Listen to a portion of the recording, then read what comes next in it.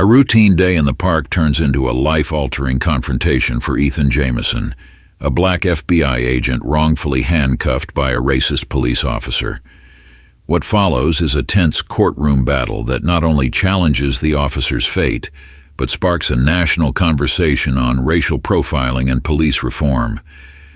As Ethan fights for justice, the story reveals deep consequences for all involved, culminating in a powerful call for change. How far will Ethan go to demand accountability, and what will the cost be? If you're ready for a gripping tale of courage and redemption, subscribe now and let us know your thoughts in the comments. What would you do in Ethan's place? Stay tuned for more stories that challenge and inspire. Ethan Jamison sat quietly at his desk, the soft hum of fluorescent lights above barely cutting through the silence of the nearly empty FBI office. It was a Friday afternoon, and most of his colleagues had already left for the weekend. A case folder lay open in front of him, documents spread across the desk detailing the final stages of a complex investigation he had been working on for months. As one of the top FBI agents in the Miami field office, Ethan had seen more than his fair share of difficult cases: drug rings, trafficking operations, high-stakes financial fraud. He'd navigated them all. His sharp intellect and meticulous attention to detail had earned him respect within the Bureau, but outside the office his experience was often overlooked. Outside, Ethan wasn't the highly decorated special agent. He was just another black man, judged by the color of his skin before anyone could learn who he really was. Ethan looked up from his work, his gaze drifting to the large window behind his desk. The Miami skyline stretched out before him, the sun slowly setting over the horizon. It had been a grueling week, and for once he decided he needed to step away to clear his mind. He quickly tidied up his desk and grabbed his jacket. Walking out of the building, Ethan relished the feeling of the cool evening breeze. Miami had its own kind of energy, a mix of vibrant nightlife, peaceful beaches, and undercurrents of tension that often went unnoticed. Ethan was no stranger to those undercurrents. He lived them every day. He wasn't angry, at least not on the surface, but years of enduring microaggressions and blatant racism had worn him down in ways he rarely spoke about.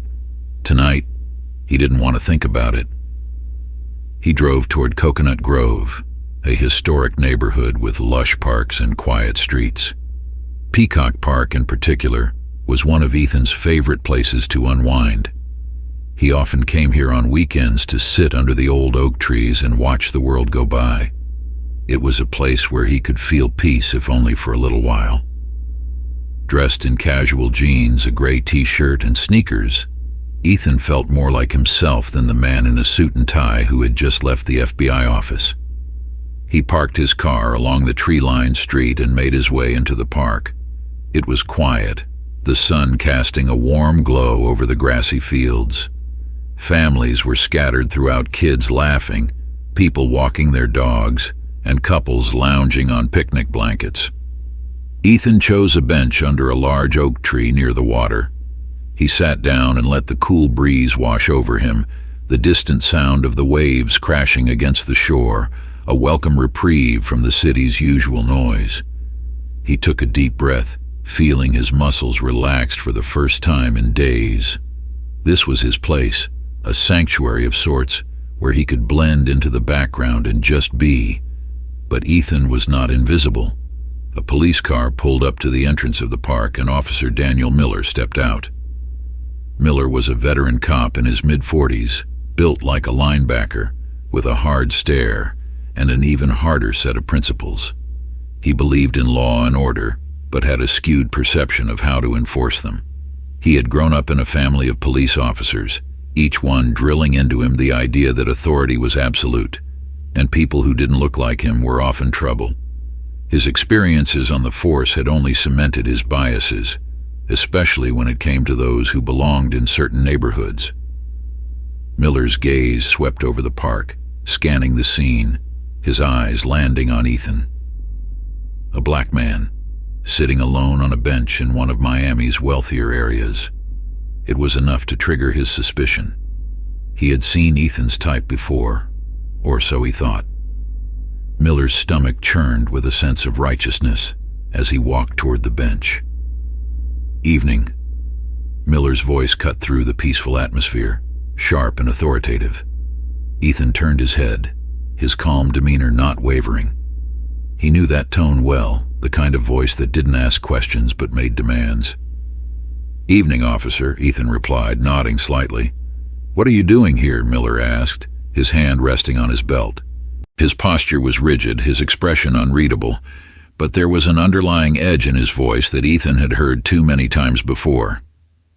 Ethan paused, his eyes narrowing slightly. "Just enjoying the park," he answered, his tone measured. He didn't want to escalate the situation, but he knew where this was heading. Miller took a step closer, his eyes narrowing. "This area isn't exactly for your kind," he said, his words dripping with condescension. Ethan felt the heat rise in his chest, but he kept his expression neutral.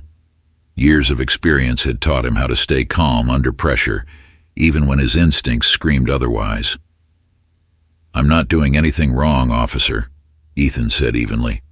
"I'm just sitting here." Miller scoffed, his hand moving to the baton hanging from his belt. "Let me see some identification."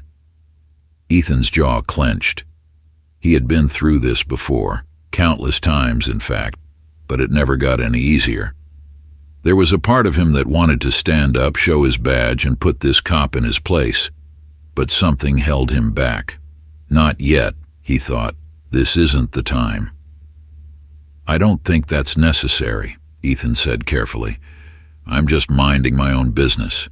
Miller's eyes darkened, and he took another step forward, his presence looming over Ethan. "I said, show me some identification. Now." The park had fallen eerily silent around them. Ethan could feel the eyes of onlookers turning toward the scene. Parents with their children, joggers and dog walkers all slowed down, their curiosity piqued by the confrontation. Ethan could hear their whispers, their assumptions. It didn't matter that he was an FBI agent. To them, he was just another black man being stopped by the police. Ethan sighed, his patience wearing thin. He reached into his pocket slowly, careful not to make any sudden movements. "Fine," he muttered, pulling out his wallet. But he still didn't reveal his FBI badge. Instead, he handed over his driver's license. Miller snatched it from his hand, glancing at the name. He didn't recognize it, but that didn't matter. He wasn't interested in the truth. "Stand up," Miller ordered, his voice rising. "Turn around, hands behind your back." Ethan blinked, stunned. "What?" "I said turn around. You're under arrest for failure to comply with an officer's orders." The words hit Ethan like a punch to the gut. He could feel the weight of the situation pressing down on him, the humiliation of being handcuffed in public for doing nothing but sitting on a park bench. But he didn't fight it. Not yet. With a slow, deliberate movement, Ethan stood up and turned around, placing his hands behind his back. The cold steel of the handcuffs bit into his wrists, a familiar but unwelcome sensation. He clenched his jaw, resisting the urge to snap back. Miller tightened the cuffs with a sense of satisfaction, his chest puffed out as if he had just made a big arrest. "Let's go," he said, dragging Ethan toward his patrol car. The murmurs around them grew louder, but Ethan kept his head held high. He knew this wasn't the end. It was just the beginning. Inside the patrol car, Ethan's thoughts raced. He had dealt with police officers like Miller his entire life, but this was different. He was an FBI agent, a man who had dedicated his life to upholding the law. Yet here he was, being treated like a criminal for no reason other than the color of his skin. The drive to the police station felt longer than usual. Miller hadn't said much since cuffing him, but the smug grin on his face spoke volumes. Ethan watched the Miami streets pass by, his anger simmering just below the surface. He could end this right now, flash his badge and demand to be released, but something held him back. When they arrived at the station, Miller pulled Ethan out of the car and led him inside. The station was buzzing with activity. Officers chatting on the phone, filling out paperwork, and processing other detainees. But the moment Ethan walked in, handcuffed and flanked by Miller, the room seemed to grow quieter. Eyes followed them, curious and confused. "Got ourselves a troublemaker," Miller announced, his voice loud enough to carry across the room. Ethan's fists clenched behind his back, the cuffs digging into his skin. He kept his gaze forward, refusing to meet the eyes of the other officers. He wouldn't give them the satisfaction. As they approached the front desk, another officer, a younger man named Officer Harris, looked up from his computer. "What's the charge?" he asked, glancing at Ethan with a raised eyebrow. Miller smirked, crossing his arms. "Failure to comply. Refused to show ID." Harris frowned, looking Ethan up and down. "Doesn't seem like much of a threat," he muttered under his breath. "Doesn't matter," Miller snapped. "He was being difficult. Let's get this processed." Harris sighed but began typing on his computer. Ethan stood still, his muscles tense, waiting for the right moment. And then, as Harris asked for Ethan's identification, Miller reached into Ethan's pocket and pulled out his wallet. He flipped it open, ready to hand it over, until he saw the badge. His face went pale. There, in clear gold letters, was the emblem of the Federal Bureau of Investigation. Beneath it, the name Special Agent Ethan Jamieson. Miller froze, his eyes wide with disbelief. The smug smile vanished from his face, replaced by sheer panic. He swallowed hard, looking between the badge and Ethan's calm expression. "You," Miller stammered. "You're FBI?" Ethan nodded slowly, his voice low but steady. "That's right." The weight of Miller's mistake hit him like a freight train. He had just handcuffed and humiliated a federal agent in front of half the police department, and now he was going to pay for it. The silence that followed Miller's realization was deafening. The bustling noise of the police station dimmed, and all eyes were fixed on the unfolding scene. Miller, visibly shaken, looked as though the ground had opened beneath him. His mind raced, trying to find a way to justify his actions, but there was no turning back. He had handcuffed a federal agent and FBI agent, and he knew his career was now teetering on the edge of destruction. Ethan stood tall, his wrists still bound by the cuffs, but his composure intact. His face was calm, but his eyes were sharp, reflecting years of endurance and silent fortitude. He had waited for this moment, the one where Miller would have to confront his own prejudice, where the roles of power would be reversed. "Get these off of him," a voice broke the silence. Chief Roger Davis, the head of the Miami Police Department, had entered the station. Alerted by the murmurs spreading through the room, his face was drawn tight, eyes darting between Miller and Ethan. The young officer Harris stepped forward quickly, fumbling with the keys to unlock Ethan's cuffs. Miller remained frozen, his face ashen.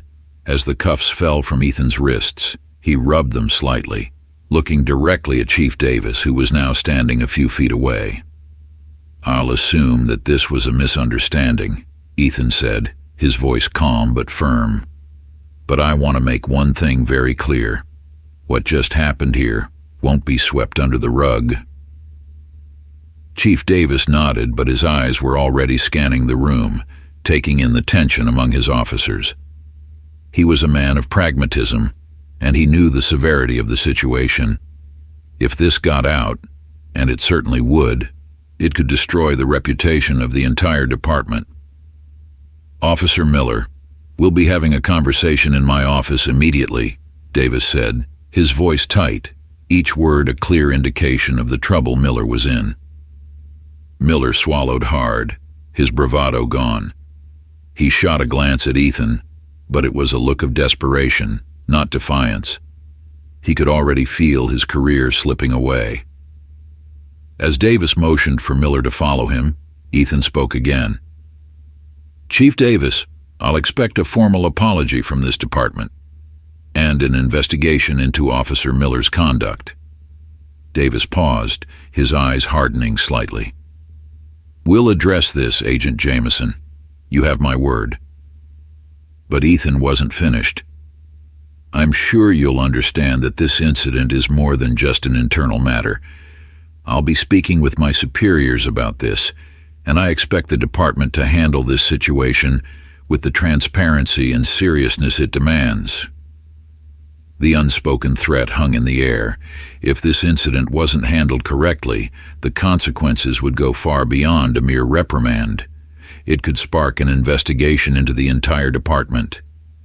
Chief Davis understood that all too well. Davis nodded curtly before turning and leading Miller down the hall to his office. Ethan watched them go, his calm exterior hiding the simmering anger that burned beneath. It wasn't just about him. This was about every black man who had ever been stopped, questioned, and humiliated simply for existing in a space that others believed didn't belong to them. As he left the station, Ethan knew that this was only the beginning. Samantha Hayes was scrolling through her emails in her small office at the Miami Herald when the tip came in. A brief message, sent anonymously, but with enough detail to catch her attention. FBI agent arrested by local PD. Racial profiling. Peacock Park incident. Samantha's journalistic instincts kicked in immediately. She had been reporting on civil rights issues and police misconduct for years, but something about this tip stood out. An FBI agent wrongfully detained by a local police officer. That was a headline. She immediately started making calls, confirming the details with her sources. Within hours, Samantha had enough information to run a story. She quickly wrote a piece for the Herald's online platform detailing the incident at Peacock Park.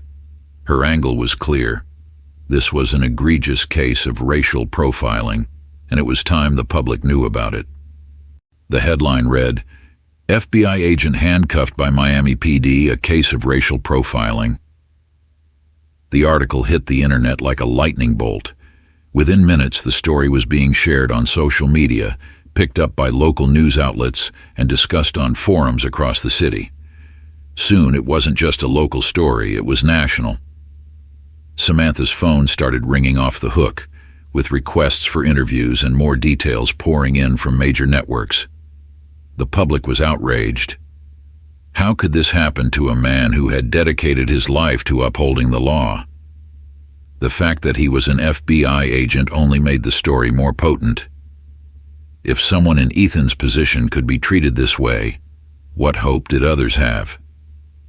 The public discourse quickly shifted to broader issues of racial profiling, police abuse of power, and systemic racism in law enforcement.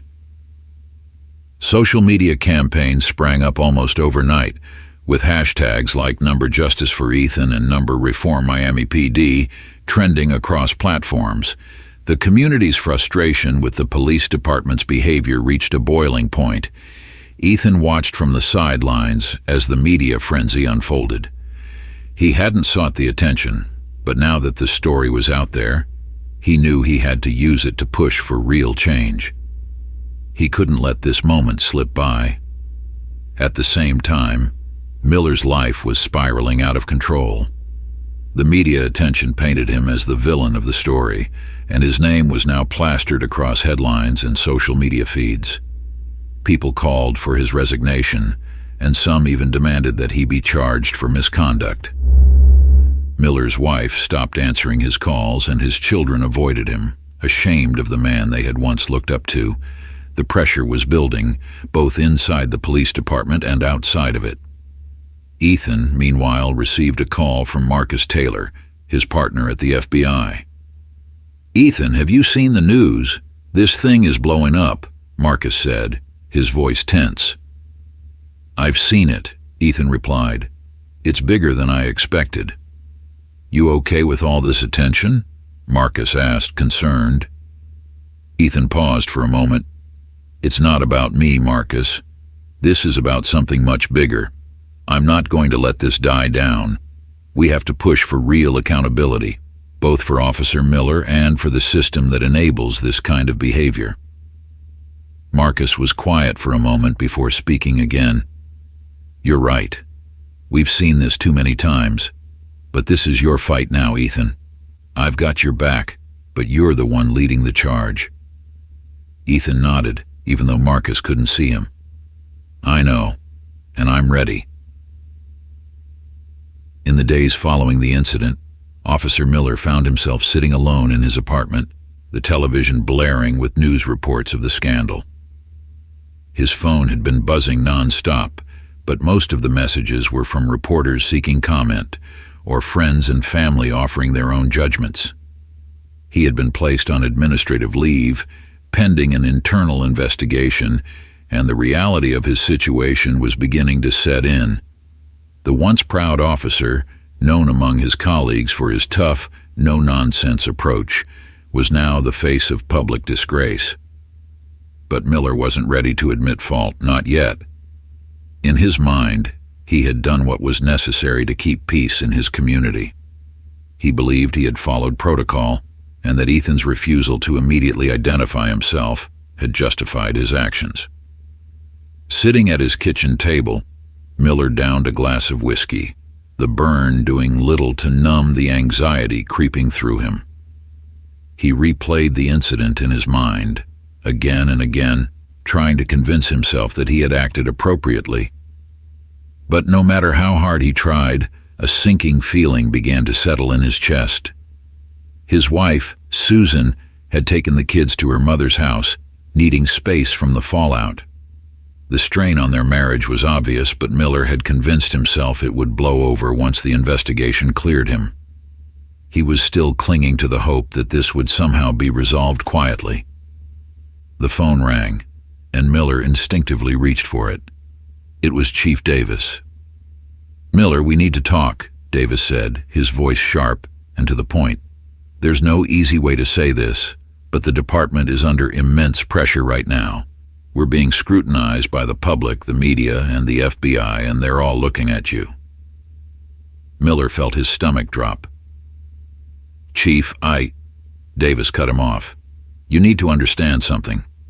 This isn't just going to go away. Ethan Jameson isn't just some random guy you can sweep under the rug. He's an FBI agent, and now the whole country is watching. You need to prepare yourself for what's coming." Miller swallowed hard, the weight of Davis's words sinking in. "What do you mean?" "You're likely looking at a suspension at the very least," Davis said. "There's going to be an internal review, and depending on the outcome, you could be facing charges for misconduct. This is serious, Miller. I hope you understand that." Miller's hands shook as he gripped the phone tighter. "But Chief, I didn't know he was FBI. If I had known—" Davis interrupted again. "That's the problem. It shouldn't matter who he is. You treated him the way you did because you thought he didn't belong there. And now you're paying the price for it." Miller hung up the phone, his mind spinning. He had been in control for so long, so used to wielding his badge like a weapon of authority, that he hadn't realized how far he had fallen. Now he was the one being judged, the one being held accountable. For the first time, Miller felt a flicker of doubt. Had he really acted out of duty, or had his own prejudices clouded his judgment? He poured another glass of whiskey, but the doubt wouldn't go away. Ethan sat on the balcony of his apartment, overlooking the shimmering Miami skyline. The city seemed so calm, so peaceful, but he knew the storm brewing beneath the surface. The media frenzy had taken on a life of its own, and while he hadn't sought out the spotlight, he now found himself at the center of a much larger conversation about race and justice. His phone vibrated on the table beside him, another message from Marcus checking in on him. Ethan ignored it for now, needing some time to think.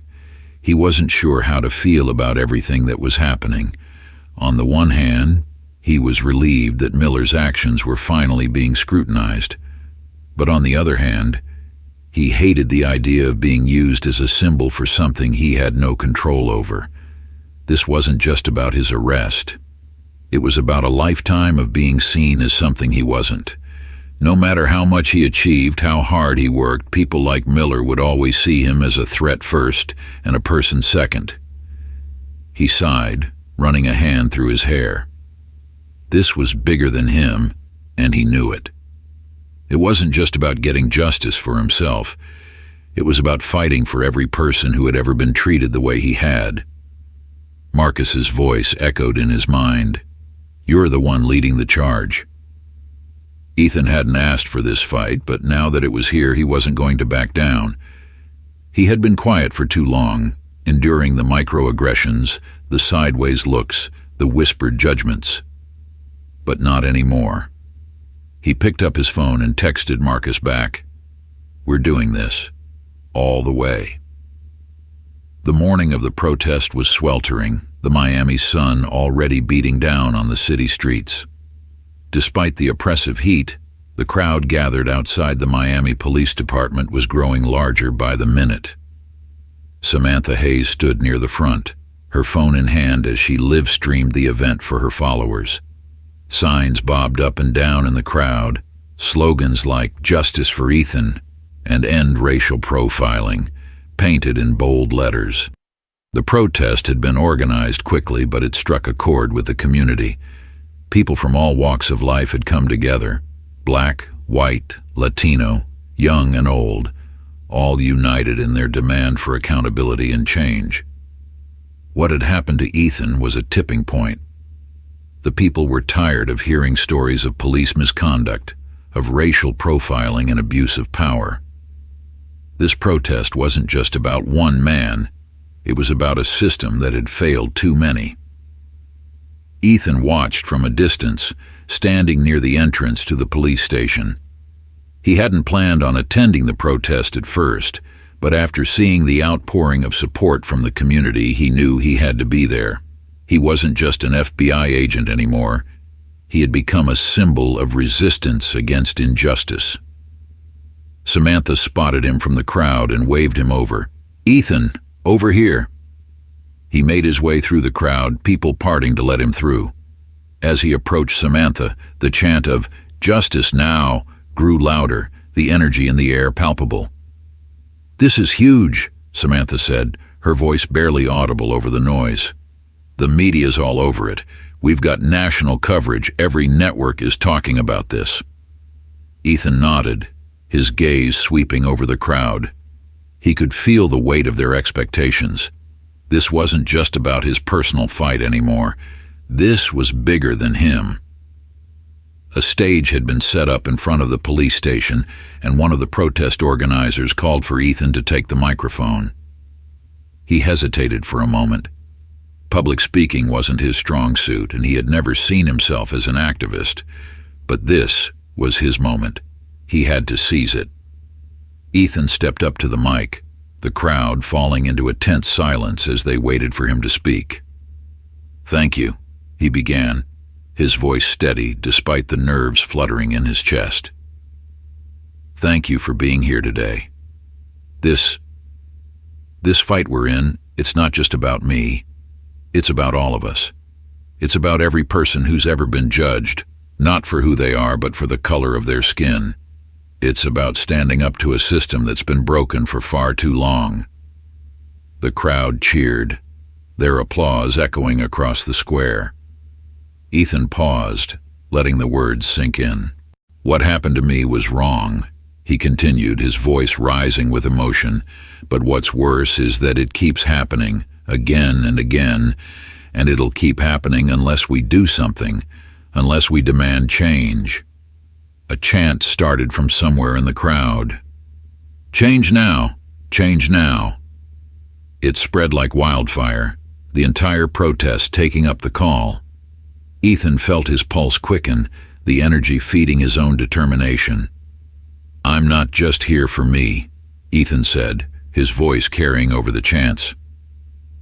"I'm here for every single person who's been treated like they don't belong, for every single person who's been stopped, harassed, and humiliated because of the way they look. And I promise you this, I won't stop fighting until justice is served." The crowd erupted into cheers, the chant of "Justice for all" ringing out louder than ever. Ethan stepped back from the mic, his heart pounding in his chest. This was the first emotional climax he had spoken his truth, and the people were behind him. Now, the fight was truly on. Inside his darkened apartment, Officer Daniel Miller sat slumped on the couch, his television flickering in front of him. The news broadcast was showing live coverage of the protest, the camera zooming in on the signs, the chants, and, worst of all, Ethan's speech. Miller's chest tightened as he watched. The man he had handcuffed was now leading a movement, his face plastered across every major news outlet in the country. Miller's hands shook as he reached for the remote, turning the volume down until the voices were nothing but a faint murmur. His career was over. He knew it now, even if Chief Davis hadn't said the words out loud yet. The department was distancing itself from him, his colleagues no longer returning his calls. His family was gone, his wife having taken the kids to her sister's house, too ashamed to be associated with him. Miller had spent his whole life believing in the power of his badge, in the authority it gave him. But now, that authority was slipping through his fingers, and he couldn't grasp it fast enough to stop it from falling apart. He took a deep breath, his mind racing. Maybe there was still a way out, a way to fix it. He could apologize, couldn't he? He could meet with Ethan, make a public statement, tell the world he hadn't meant any harm. Maybe they would forgive him. But as soon as the thought crossed his mind, a wave of anger surged up in its place. Why should he have to apologize? He had only been doing his job. Ethan had refused to cooperate, and Miller had followed protocol. Why should he be the one to lose everything? Miller's phone rang on the coffee table. He didn't want to answer, but the persistent buzzing made it impossible to ignore. He grabbed the phone and saw Chief Davis's name flash across the screen. "Yeah?" Miller answered, his voice hoarse. "Miller, we need to talk," Davis said, his voice grim. "Things have gotten out of control. The media's all over this. And now the Department of Justice is getting involved. They want a full review of your record." Miller's heart sank. "What does that mean?" "It means they're going to look at every case you've handled, every arrest, every interaction you've had on duty," Davis explained. "If there's any sign of misconduct, they'll find it. You're facing more than just suspension, Miller. This could end in charges." Miller's breath caught in his throat.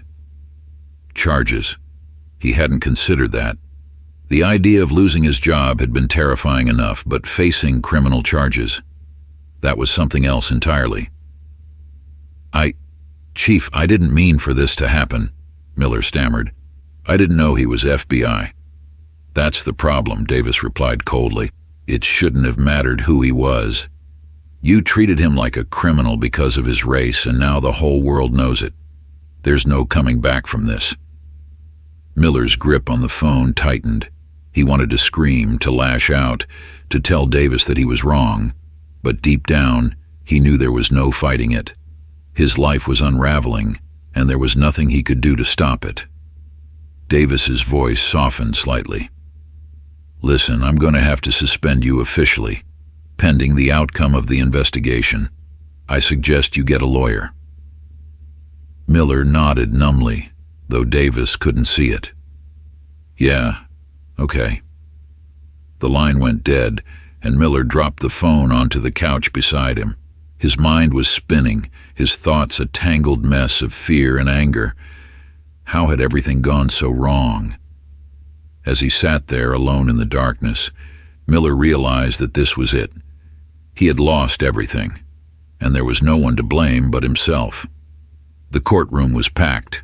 Reporters lined the back rows, their cameras flashing as Ethan entered alongside his legal team. His lawyer, Helen Marks, was a seasoned civil rights attorney with a reputation for being tough, smart, and relentless in her pursuit of justice. Ethan had chosen her specifically for this moment. He knew that this wasn't just a case about his wrongful arrest, this was about sending a message. Miller sat on the opposite side of the room, his eyes downcast. His own lawyer, Frank Simmons, was a defense attorney known for representing police officers in misconduct cases. But even Simmons seemed uneasy today. The weight of public pressure was great, and everyone in the room knew it. As the judge entered, the room fell silent. The trial was set to determine whether Miller had violated Ethan's civil rights by unlawfully detaining him, and whether his actions were driven by racial bias. It was a landmark case, one that would have far-reaching implications for how police officers were held accountable for their actions. Helen Marks stood first, delivering a powerful opening statement. "Ladies and gentlemen of the jury," she began, her voice clear and commanding, "what we have here is not just a case of one man's rights being violated. This is about a pattern of behavior that has gone unchecked for far too long. Officer Miller didn't see my client as a law-abiding citizen that day. He didn't see him as an FBI agent. He saw him as a black man, and to Officer Miller, that was enough reason to treat him like a criminal." The jury listened intently as Helen laid out the case, presenting evidence of Miller's history of racial profiling and his repeated use of excessive force in previous arrests. Ethan's arrest was just the latest in a long line of questionable actions. When it was Miller's turn to testify, the room held its breath. He looked haggard, his once confident demeanor completely gone. His lawyer had advised him to show remorse, to acknowledge his mistakes, but Miller couldn't bring himself to do it. He still believed that he had been in the right. "I was just doing my job," Miller said, his voice shaky. "I didn't know he was FBI. If I had known, things would have been different." Helen didn't miss a beat.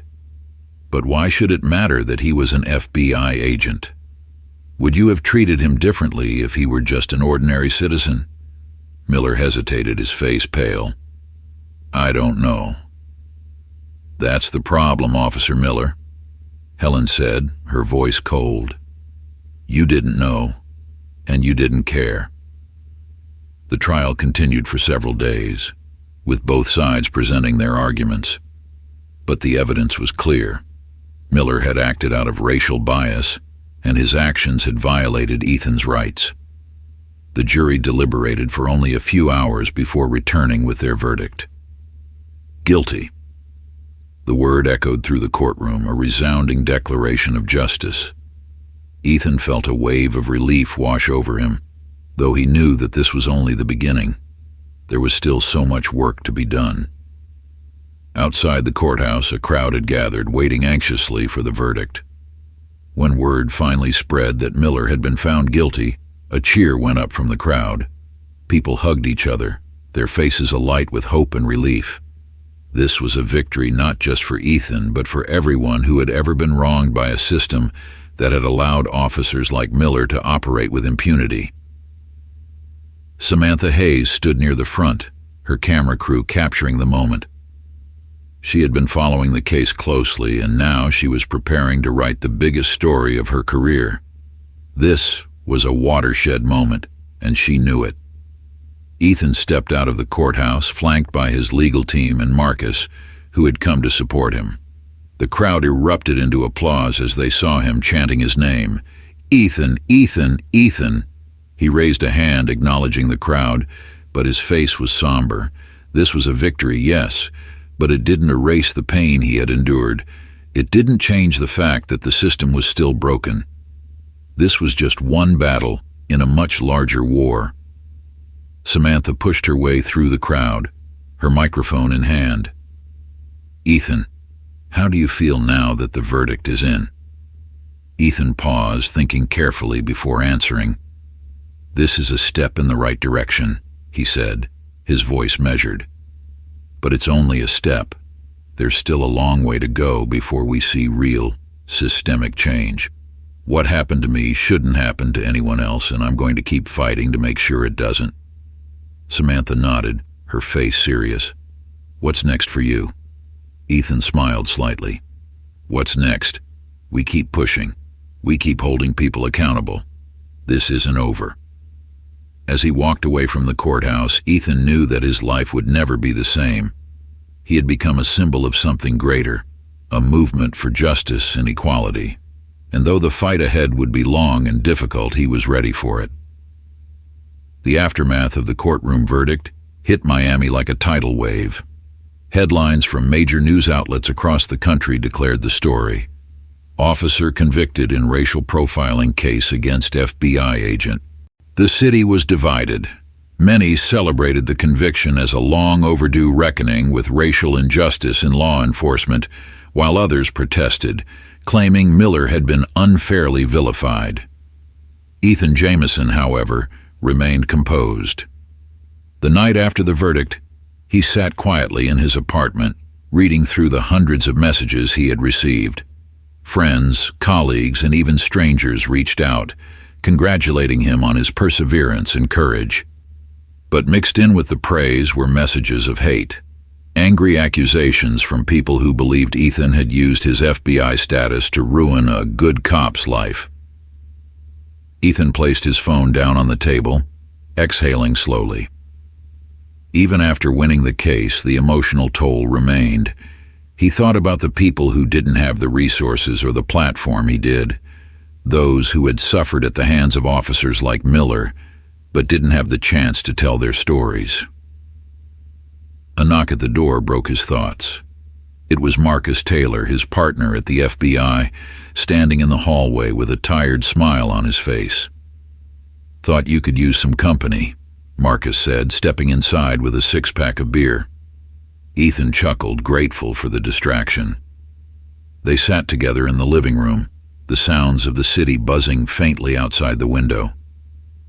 "You did it," Marcus said after a long pause. "You took him down." Ethan shook his head.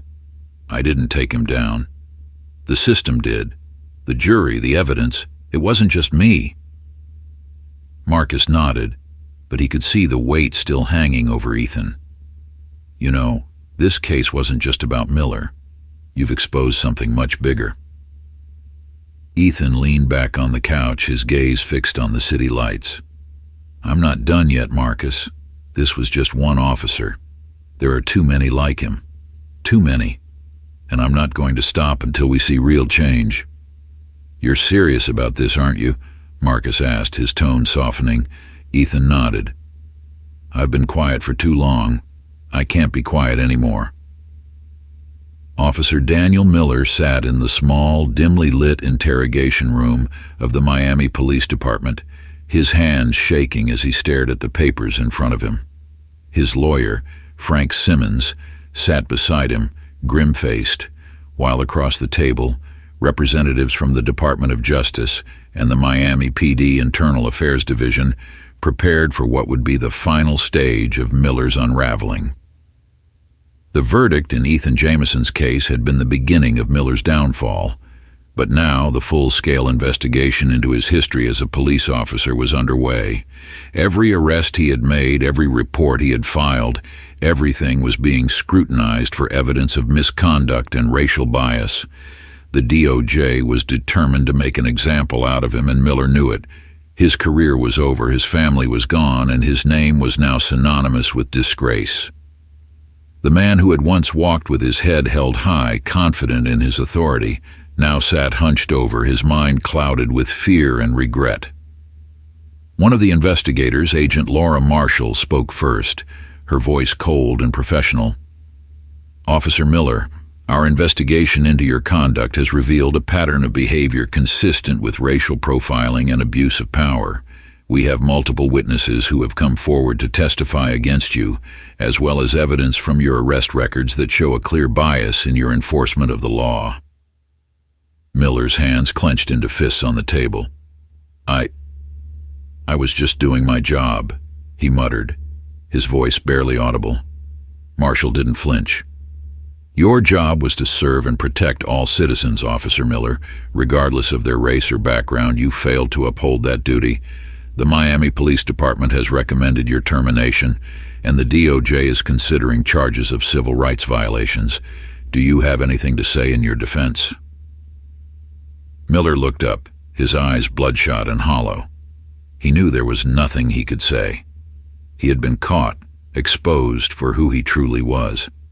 But what haunted him most was the realization that he had never truly questioned his actions until now. I didn't mean to hurt anyone, Miller said weakly, his voice cracking. I thought I was keeping the city safe. Marshall's expression remained cold. You were keeping it safe for some, Officer Miller, but for others, you were the danger. The words hit Miller like a physical blow. He lowered his head, the weight of everything he had done crashing down on him all at once. His career, his reputation, his family were all gone. The interrogation room door opened and Chief Roger Davis stepped inside. He didn't look at Miller as he spoke. Officer Miller, you are hereby suspended indefinitely, pending formal charges. You will be notified of the results of the investigation in due course. Miller didn't respond. He couldn't.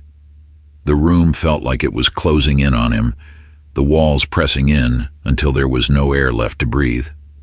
His life, as he had known it, was over. As he was escorted out of the building, Miller caught a glimpse of himself in the reflection of a glass window. He barely recognized the man staring back at him, defeated, broken, and utterly alone. Weeks after the verdict, Ethan found himself standing in front of a podium at a conference on law enforcement reform. Organized by the Department of Justice, the event was a gathering of community leaders, law enforcement officials, and activists from across the country, all coming together to discuss solutions to systemic racism in policing. Ethan had been invited to speak, not just as a victim of racial profiling, but as a voice of change. His case had become a national story, a catalyst for a broader movement, and his determination to fight for reform had not gone unnoticed. He was no longer just an FBI agent. He was now a leader in the fight for justice. As he looked out at the sea of faces in the audience, he felt a sense of purpose he hadn't felt before. This was where he belonged, at the forefront of the battle for equality. Thank you all for being here today, Ethan began, his voice steady and strong. The story you've heard about my experience is just one example of what far too many people in this country go through every day. Racial profiling, abuse of power, discrimination. It's real, and it's happening right now. He paused, letting the words settle over the audience. But I'm not here to talk about the problem, he continued. We already know the problem. I'm here to talk about the solution. We need real reform, accountability, transparency, and a commitment to treating every person with dignity and respect. We need to change the way we train our officers, the way we hold them accountable, and the way we interact with the communities we serve. The audience nodded in agreement, the energy in the building room with every word. Ethan smiled, feeling the momentum behind him. And it's not just about punishment, it's about education. It's about teaching our officers to see people as people, not threats. It's about building trust between law enforcement and the communities they protect. As the applause swelled around him, Ethan felt a surge of hope. This was the real fight, the fight to change a broken system, and he was ready for it. After his speech, Ethan was approached by John Marshall, the head of the DOJ's Civil Rights Division. That was a powerful message, Agent Jameson, Marshall said, shaking Ethan's hand. We've been impressed with how you've handled everything over the past few months. We'd like to talk to you about taking on a more formal role in the DOJ's Civil Rights Task Force. Ethan raised an eyebrow, surprised by the offer. A formal role? Marshall nodded. We're creating a new unit focused on investigating and prosecuting cases of civil rights violations by law enforcement. We need someone with your experience and perspective to help lead the charge. Ethan felt a mix of emotions, pride, determination, and a sense of responsibility. This was his chance to make a real difference, not just for himself, but for everyone who had been wronged by the system. I'm in, Ethan said, shaking Marshall's hand firmly. Let's do this. Several months later, Ethan found himself back in Peacock Park, the same park where the incident that had changed his life had occurred. The park had been quiet that afternoon, the same way it was now, but everything had changed. The city of Miami had undergone a transformation in the months following the trial. In response to the public outcry, the Miami Police Department introduced new policies on racial bias training, accountability, and transparency. The DOJ's investigation into the department's practices had led to the suspension and dismissal of several officers, including Daniel Miller. But perhaps most importantly, a conversation began with a conversation about race, justice, and the role of law enforcement in society. It wasn't a conversation that would be resolved overnight, but it was a start. Ethan sat on the same bench where he had been arrested, the memories of that day still fresh in his mind. But today he didn't feel anger or humiliation. Today he felt hope. A group of children ran past, laughing as they chased each other through the grass. Families strolled by, enjoying the sunshine, and the sound of waves crashing against the shore filled the air. Ethan closed his eyes for a moment, taking it all in. He had fought for justice, not just for himself, but for the countless others who had been wronged. And though the fight was far from over, he knew that he had made a difference. His phone buzzed in his pocket, and he pulled it out to see a message from Marcus. "Ready for the next round?" Ethan smiled, typing back a simple reply, "Always." As he stood up from the bench, he felt a sense of peace wash over him. This was only the beginning. There were still battles to be fought, still people who needed help. But for the first time in a long time, Ethan felt like he was exactly where he needed to be. He walked away from the park, the sun setting behind him, ready for whatever came next. It had been nearly a year since the courtroom verdict, and the city of Miami had transformed. Ethan Jamison, now a key figure within the Department of Justice's Civil Rights Task Force, was returning to Miami for a special event in his honor. The city was hosting a forum on racial justice and police reform, where Ethan would be recognized for his leadership in sparking change. Though he'd never sought fame, his perseverance and integrity had made him a hero to many. As he prepared for the event, Ethan couldn't help but think back to that fateful day in Peacock Park. The bench where he had once been handcuffed now stood as a symbol of both personal struggle and triumph. The park had since installed a plaque in his name, commemorating the movement that followed his wrongful arrest. Every time he visited the park, he was reminded of how far he'd come, not just in his career, but in his journey as a man fighting for justice. That evening, the auditorium where the forum was held buzzed with excitement. Community members, activists, police officers, and government officials gathered to celebrate the progress that had been made in the past year. As Ethan stepped up to the podium to speak, the applause was thunderous. "Thank you," Ethan began, his voice steady but filled with emotion. "I'm humbled to be standing here tonight, not as a victim, but as someone who has been part of a much larger movement for change." The crowd quieted, hanging on to his every word.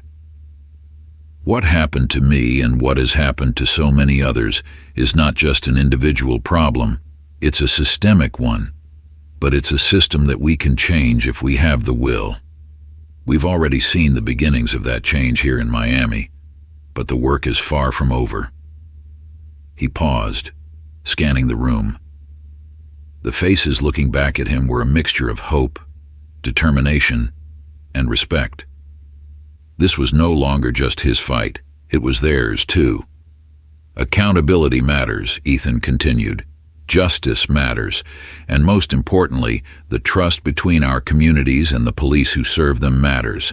We must continue to push for transparency, for reform, and for a future where no one fears being judged by the color of their skin. The audience rose to their feet, the applause thunderous once again. As Ethan stepped back from the podium, he felt a deep sense of fulfillment. His journey wasn't over, but he had already made an impact far greater than he had ever imagined. Daniel Miller sat in the quiet of a small coffee shop on the outskirts of the city, far from the life he had once known. Gone was the uniform, the badge, and the authority that had once defined him. After being fired from the Miami Police Department and stripped of his title, Miller retreated into the shadows, trying to find a way to rebuild his shattered life. For months he had grappled with the aftermath of his actions, the loss of his job, the public humiliation, the strain it had put on his family. Everything he had once taken for granted was gone. And with that loss came the slow, painful realization that he had been wrong. At first, Miller had been defensive, blaming the media, the justice system, and even Ethan for what had happened. But as the months passed, the bitterness began to fade, replaced by something he hadn't expected: shame. He couldn't deny it anymore. He had let his biases and his unchecked authority cloud his judgment, and in doing so, he had hurt not only Ethan, but countless others. Miller now worked as a security guard for a small private company. It was a far cry from his days in law enforcement, but in many ways, it felt like a fitting punishment. The world had moved on without him, and he was left to reckon with the consequences of his choices. One day, while sitting in the coffee shop, Miller noticed a familiar face on the television mounted above the counter. It was Ethan, speaking at the forum on justice reform. Miller watched silently as Ethan's face filled the screen, his voice carrying across the room. He had followed Ethan's journey from afar, never daring to reach out but always keeping track of how his life had changed since that day in the park. As he watched Ethan's speech, something inside Miller shifted. For the first time in a long time, he felt a spark of remorse. Not the defensive, self-pitying kind, but a genuine sense of regret for the pain he had caused. And with that regret came a realization: he needed to make amends. Miller didn't know if Ethan would ever forgive him. In truth, he wasn't sure if he even deserved forgiveness. But he knew that he couldn't live the rest of his life in silence, pretending that what he had done didn't matter. He had to do something, anything, to try and make it right. He picked up his phone and dialed a number he had memorized but never called. The voice on the other end answered, calm and familiar. Ethan Jamison. Miller hesitated for a moment, his heart pounding in his chest. It's Daniel Miller. There was a long pause on the other end. When Ethan finally spoke again, his voice was steady but cold. What do you want? Miller swallowed hard, the words catching in his throat. I just wanted to say I'm sorry. I know that doesn't mean much after everything, but I needed to say it. The silence stretched between them, heavy with the weight of everything that had happened. Miller didn't expect a response. He didn't deserve one. But what he heard next surprised him. I appreciate that, Ethan said, his tone softening slightly. But what are you going to do with that apology? Miller was taken aback. He hadn't expected that question. What was he going to do? He had spent so long wallowing in regret that he hadn't thought about what came next. I don't know, Miller admitted, his voice quiet. But I want to do something. I want to make it right. Ethan paused again, considering the sincerity in Miller's voice. You can't undo what you did, but if you're serious about making things right, start by changing yourself, educate yourself, help others see the truth. That's where you start. Miller nodded, even though Ethan couldn't see him. I will. I promise. The call ended, and Miller sat in the silence of the coffee shop, his mind racing. It wasn't forgiveness, not yet, but it was a start. Back in Washington, D.C., Ethan had fully embraced his new role within the Department of Justice's Civil Rights Task Force. He had spent the last few months working closely with community leaders, activists, and law enforcement officials to address issues of racial bias and police reform. The work was challenging, but Ethan was driven by a deep sense of purpose. One day, Ethan was called into a meeting with John Marshall, the head of the DOJ's Civil Rights Division. "Ethan, I've been hearing great things about the work you've been doing," Marshall said as Ethan entered the office. "The cases you've been working on, the reforms you've been pushing, they're making a real impact." Ethan smiled, but he knew there was still so much more to be done. "It's a good start, but we have a long way to go." "Which is why I'm here to offer you something," Marshall continued. "We've been discussing the creation of a new nationwide initiative, something bigger than just investigating individual cases. We want to develop a comprehensive program that addresses racial bias in policing across the country, and we want you to lead it." Ethan raised an eyebrow, surprised by the offer. "You want me to lead it?" Marshall nodded. "You've proven that you have the vision, the experience, and the determination to see this through. This initiative could change the way law enforcement operates in this country. It could be the start of real, lasting reform." Ethan leaned back in his chair, the weight of the offer settling over him. It was a monumental task, one that would require years of dedication and hard work. But it was exactly what he had been fighting for, an opportunity to create systemic change, not just for himself, but for everyone. "I'm in," Ethan said, his voice filled with resolve. "Let's do it." A year after the forum, Ethan returned to Peacock Park once again. This time he wasn't alone. He was accompanied by a group of young community leaders, activists who had been inspired by his story and had taken up the mantle of fighting for justice in their own ways. As they walked through the park, one of the young leaders, Jasmine Cole, turned to Ethan. "You've done so much for this city, for all of us. What's next for you?" Ethan smiled, his gaze drifting toward the bench where everything had begun. "The work never stops," he said. "We keep pushing, we keep fighting. There's always more to do." Jasmine nodded, her eyes filled with admiration. "You've inspired so many people, Ethan. We won't let this fight end." Ethan placed a hand on her shoulder, feeling the weight of her words. He had started something here, but it was the younger generation of people like Jasmine who would carry it forward, and that gave him hope. As the sun set over the park, casting a warm glow over the grass and trees, Ethan felt a sense of peace. He had come full circle, from that moment of humiliation and anger to this moment of pride and hope. His fight had become a movement, one that would continue long after he was gone, and that was his legacy. In the years that followed, the reforms Ethan had helped to implement began to take root.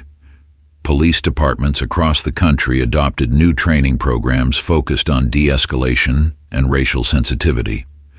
Officers were held accountable for their actions in ways they hadn't been before, and the trust between law enforcement and communities began to slowly rebuild. Ethan continued his work with the DOJ, traveling across the country to speak about justice, equality, and the importance of reform.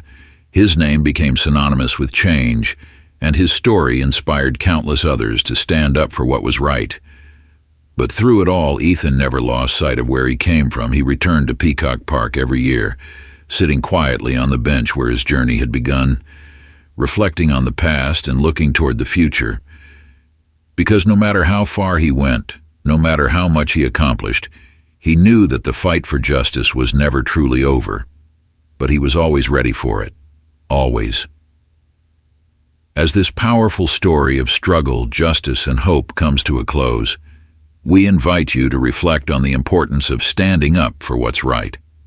If you found Ethan's journey inspiring, make sure to stay connected with us for more impactful narratives that explore justice, equality, and the fight for a better future.